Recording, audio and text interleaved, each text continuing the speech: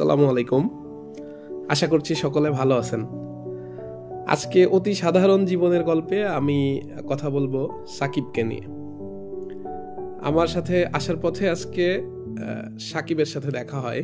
তো সাকিব ক্লাস 7-এ পড়ে এখানে একটি উচ্চ মাধ্যমিক বিদ্যালয়ে। আমি মোটরসাইকেল নিয়ে যখন আসতেছিলাম তখন ওর সাথে আমার দেখা হয় একটা ব্রিজের গোড়ায়। ও দাঁড়িয়েছিল হয়তো বা ভ্যানের জন্য।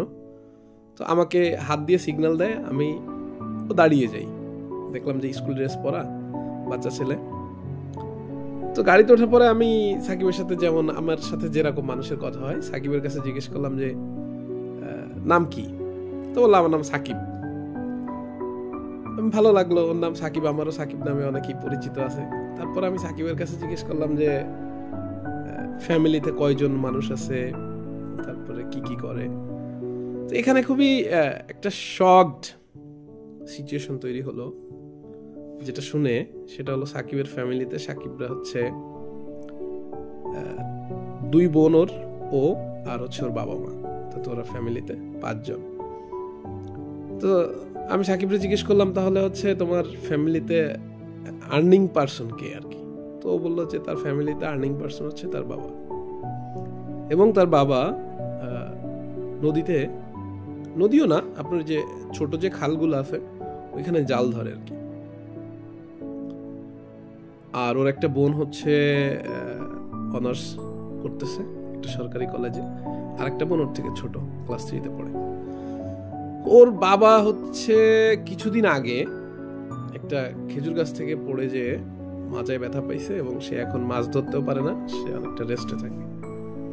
আর সাকিবের মা হচ্ছে কিছু বাচ্চাদেরকে প্রাইভেট পড়ায়। তো আমি সাকিবকে জিজ্ঞেস করলাম যে তাহলে তুমি কি করতে চাও আর কি, কি করবা, ফ্যামিলির এই যে অবস্থা তুমি কি করতে চাও। তো সাকিব এর অ্যাম্বিশনটা অনেক বড়, সে হচ্ছে আপনার বিজ্ঞানী অথবা ডাক্তার হইতে চায়। আমার কাছে খুবই ভালো লাগলো এটা শুনে। এবং সাকিব প্রত্যেকদিন প্রায় আপনার 3-3.5 কিলোমিটার পথ এভাবেই যাওয়া আসা করে, এবং রাস্তাটা দিয়ে খুব বেশি যে গাড়ি ঘোড়া যাওয়া আসা করে তাও না, এবং প্রায় ওর হেঁটে যাওয়া লাগে, এটাও আমি ওর কাছ দিয়ে শুনলাম। সাকিবের সব থেকে মজার যে জায়গাটা সেটা হচ্ছে সাকিব হয় ডাক্তার হবে, না হলে বিজ্ঞানী হবে। তা আমি সাকিবের স্কুল ড্রেস এবং প্যান্ট দেখে আমি বুঝলাম যে সাকিবের কাপড় চোপড়ের অবস্থাও খুব বেশি ভালো না আর কি। তো ও সকালবেলা আসতেছে প্রাইভেট পড়তে, আগে প্রাইভেট পড়বে তারপর ক্লাস। অলরেডিও প্রাইভেটে 15 মিনিট লেট, আমি আমার সাথে বাইকে আসার পরেও 15 মিনিট লেট, এবং মাঝে মধ্যে ওর এরকম লেটই হচ্ছে।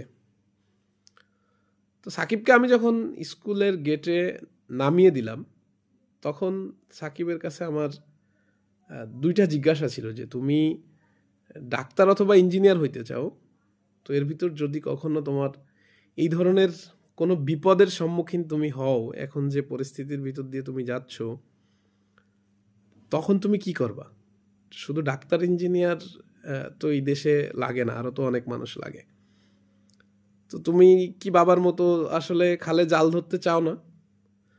তো আমার কাছে মনে হয় ক্লাস 7-এ পড়া একটা ছেলে, সে আমি হইলে বলতাম যে না আমি চাই না, কিন্তু সাকিবের উত্তরটা ছিল খুবই ইন্টেলিজেন্ট।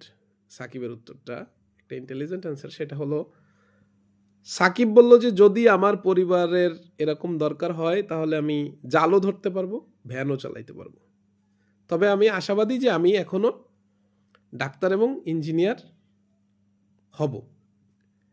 সাকিবের বক্তব্যটা ঠিক এরকম ছিল। আমি হয়ে গেলাম সাকিবের কথা শুনে। এবং সাকিব নামার পরে আমাকে টাকা দিল হাতে, এরকমভাবে টাকা দিল, এবং আমি ওর মুঠের ভিতর দেখলাম যে হচ্ছে 2 টাকার হয়তো 3-4টা নোট হবে। আমাকে বললো যে টাকা নেন। তা আমি সাকিবকে তখন বললাম যে আমি তো ভাড়ায় গাড়ি চালাই না। তখন সাকিব আমাকে বলছে তাহলে আমার আনলেন কেন?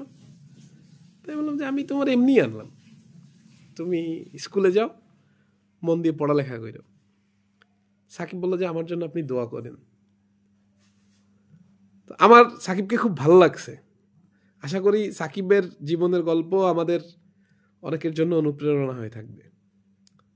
ধন্যবাদ সবাইকে আজকের গল্প শোনার জন্য। আমার জন্য সবাই দোয়া করবে।